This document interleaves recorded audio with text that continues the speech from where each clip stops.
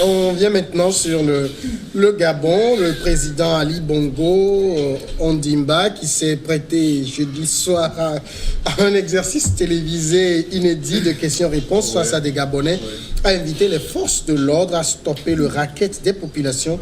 Les forces de sécurité doivent arrêter le racket le plus rapidement possible et je leur donne quelques mois pour le faire, a affirmé le chef de l'État au Gabon. De nombreux citoyens, notamment les chauffeurs de taxi, sont excédés par les bakshish exigés par les policiers ou gendarmes. Dimas, le phénomène n'est pas propre au Gabon.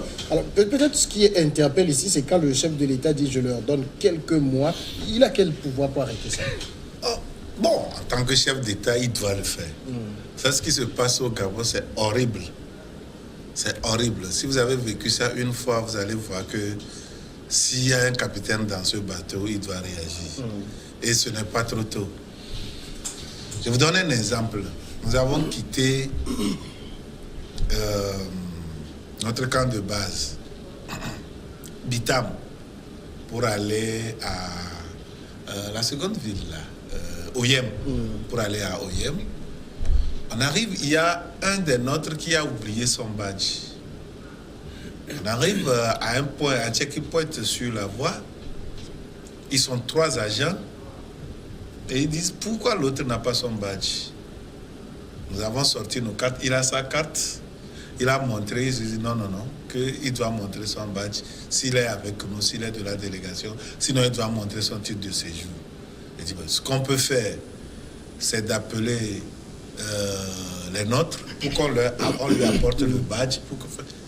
Mais on a apporté le badge, on est resté là-bas, ils nous ont fait garder, on est resté là-bas, on a apporté le badge, il montre, il dit non, pour leur avoir fait perdre le temps, on doit payer 20 000. 20 000 au moins. Là, c'est comme ça leur bakshish, ils ne demandent même. Ce n'est pas les 500 000 francs de Lomé, de la voie de Lomé. C'est 15 000, 20 000, 30 000, ce qu'ils exigent là-bas, les agents. C'est ça. Et donc, on est resté là, mais on a tout dit. Mais il a refusé. On a appelé notre chef de sécurité de la délégation. Il est venu, il a discuté avec. Il a dit non, là, c'est pas ce qu'il veut. On a payé 20 000. 20 000 francs avant de quitter. Donc, vous voyez, quand des choses comme ça se passent, et quand on est revenu et on racontait ça aux Gabonais, même qu'on a vu, et des compatriotes, ils ont dit, oh, vous n'avez rien vu. Vous n'avez rien, que ce qui se passe ici, c'est... Mais non, on ne peut pas vivre dans un pays comme ça quand même. Ou quand vous devez sortir par ici, on doit vous bloquer, vous devez payer quand vous sortez. Non, c'est inadmissible. Mais David, quand le président le dit, qu'est-ce qu'il va faire exactement? Est-ce qu'il a les moyens d'arrêter ça? En disant, je leur donne quelques mois, c'est vrai, c'est des paroles d'un capitaine, comme le dit Dimas, mais il faut des moyens pour l'arrêter. Ali Bongo a les moyens. Il n'a qu'un seul moyen, c'est de permettre que les Gabonais vivent décemment. Le Gabon, c'est un pays extrêmement riche. Ils sont moins de 3 millions d'habitants là-bas. Oh, moins de 2 millions. C'est les étrangers, tu vois, les Togolais, les Gabonais. C'est un pays qui a ses ressources minières riches en pétrole. La forêt, les bois, les meubles que nous achetons de la Chine ou de la France sont faits avec le bois du Gabon. Et donc, Ali Bongo a la réponse à cela. À partir du moment où les richesses du pays sont mal reparties et que c'est une seule famille politique qui mange et que l'ensemble de la population a faim, le racket sera pratiqué partout. Et ce racket fait perdre à l'économie gabonaise des milliards chaque année. Donc, si Ali Bongo dit qu'il leur donne un mois, ça veut dire qu'il a la potion magique pour justement permettre pour faire arrêter le racket dans ce pays. C'est comme Dimas en parlait tout à l'heure, c'est extrêmement horrible que comment on appelle ça, le vol soit institué. C'est devenu une institution à Libreville aujourd'hui. si tu as un problème, toi, un étranger, tu as un problème avec un Gabonais, si tu veux gagner le procès, il faut sortir de l'argent. Et ils ne font pas de distinction entre un Togolais, un Ivoirien, un Sénégalais sur la base de votre niveau de vie. Non, c'est un tarif qui est appliqué à tout le monde. Pratiquement toute l'Afrique centrale est comme ça. Du coup, ce problème gangrène véritablement l'économie de ce pays et Ali Bongo a l'obligation d'apporter les solutions à ce qu'il appelle arrêt du racket et il cible la police. Et dans tous les pays africains, en tout cas la police, les policiers sont les meilleurs racketteurs. Un peu partout au Togo, il y en a. On nous fait grâce, 200, 500 par là. Ailleurs, c'est des milliers. Alors, il y a aussi quelque chose, peut-être que le président occulte. Si on te demande 10 000, tu vas trouver ça où? C'est que le racket se nourrit aussi de l'infraction. Quand les gens circulent, n'ont pas de permis de conduire, enfin, ils n'ont pas les papiers du véhicule, tout ça, il va de soi que pour se sortir d'affaires, ils vont glisser des billets. Oui, bien évidemment. Mais toutefois, moi, je tiens quand même à tirer le coup de chapeau à nos forces de l'ordre. Vous voyez, on donnait l'exemple du Gabon tout à l'heure où on exige 20 000. Mais vous voyez, c'est le niveau de vie aussi. Tu vas demander 20 000, qui va te trouver ça au Togo? Tu vas partir avec la voiture. Parfois, gentiment même là, on vous laisse partir. C'est-à-dire que... Les rares fois. Non, c'est rare. Non. Allez violer le feu au rond-point GTA. C'est toi ça.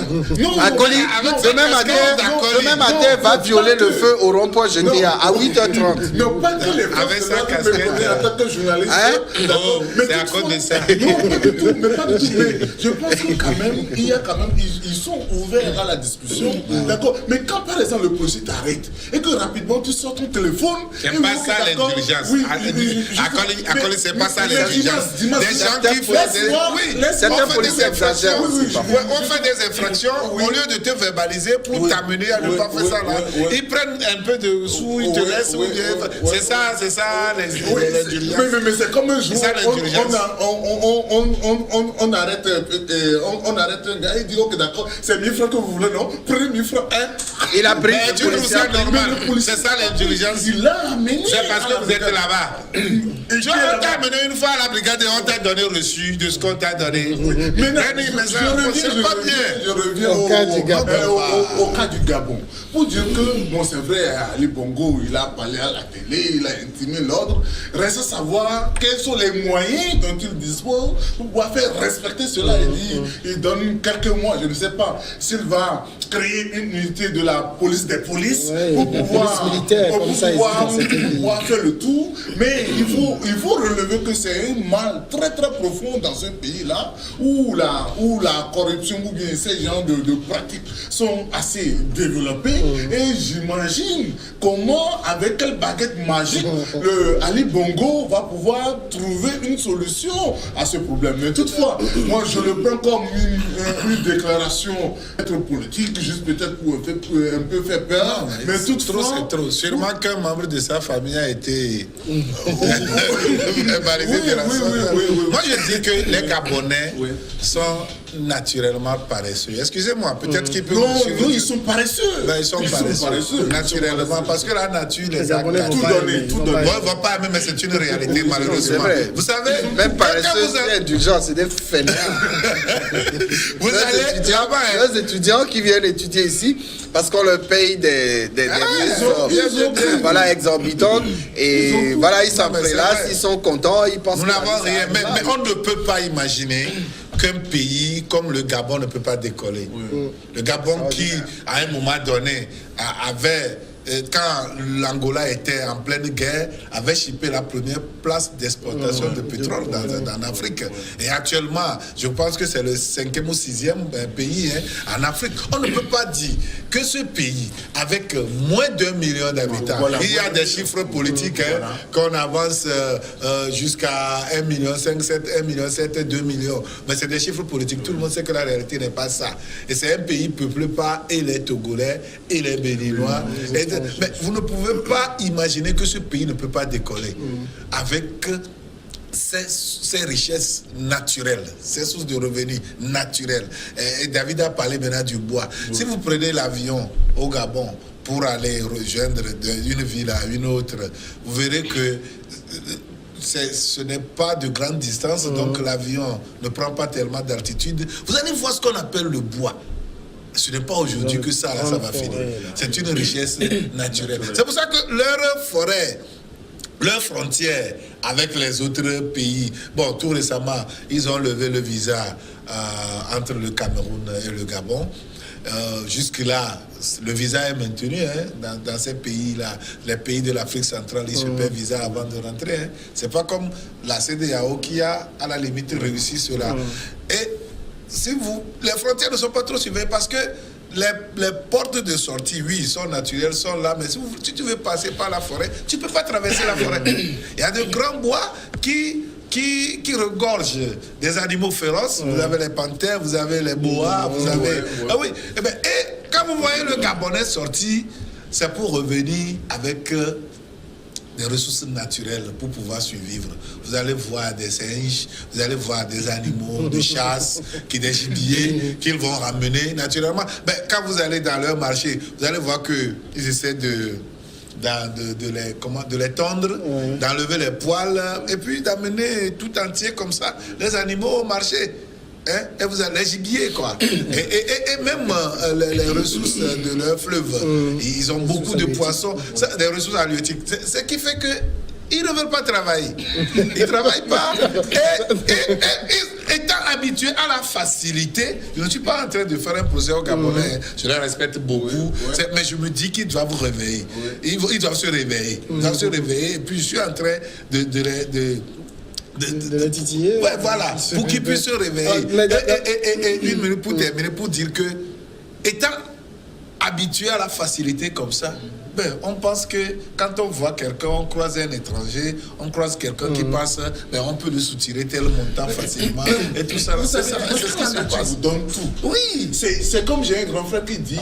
C'est le besoin qui crée la technique. Le besoin qui fait créer la technique. Avec le manuel, il peut faire le gari, le tapioca, un certain nombre de choses. Il a fallu vous rappeler de l'histoire de sa commis. C'est-à-dire qu'il y a eu les pluies étaient devenues rares. Il y a eu une situation de faim et que les gens ont véritablement pensé qu'avec le manioc, on peut faire du gari, on peut faire du tapioca, on peut faire beaucoup de choses. Si la nature vous donne tout gratuitement, c'est naturel que vous n'allez pas penser. Maintenant, si vous êtes né dans un terrain vraiment aride, vous allez véritablement penser pour pouvoir... Mais David, dans le cas du Gabon, c'est pas le niveau de vie des policiers et autres qu'il faut plaindre. Ils sont bien payés. Reste à savoir s'ils sont vraiment bien payés. Ils sont vraiment bien payés. Et au même moment que l'État paye bien ses fonctionnaires de la police, au même moment, le Gabonais, ces policiers, en fait, les raquettes qu'ils font là, c'est pas pour construire. C'est pour aller boire. Non, c'est pas pour acheter un terrain. C'est pas pour l'investir, le capitaliser. Pour ceux qui connaissent les Gabonais, moi j'ai eu la chance de vivre avec des Gabonais, des étudiants qui étaient venus étudier à Lomé pendant des années. Mais je vous dis que c'est des gens qui aiment la vie facile. Quand le Gabonais a de l'argent, c'est toute l'Afrique centrale qui le sait. Et donc, lorsque vous arrivez à Libreville ou dans les grandes villes gabonaises aujourd'hui, vous avez, c'est des étrangers qui travaillent là-bas, qui sont des maçons. On va marquer la pause. On marque la pause et on revient après sur le dernier sujet. Ce sera le Togo. Mais je vais finir d'abord.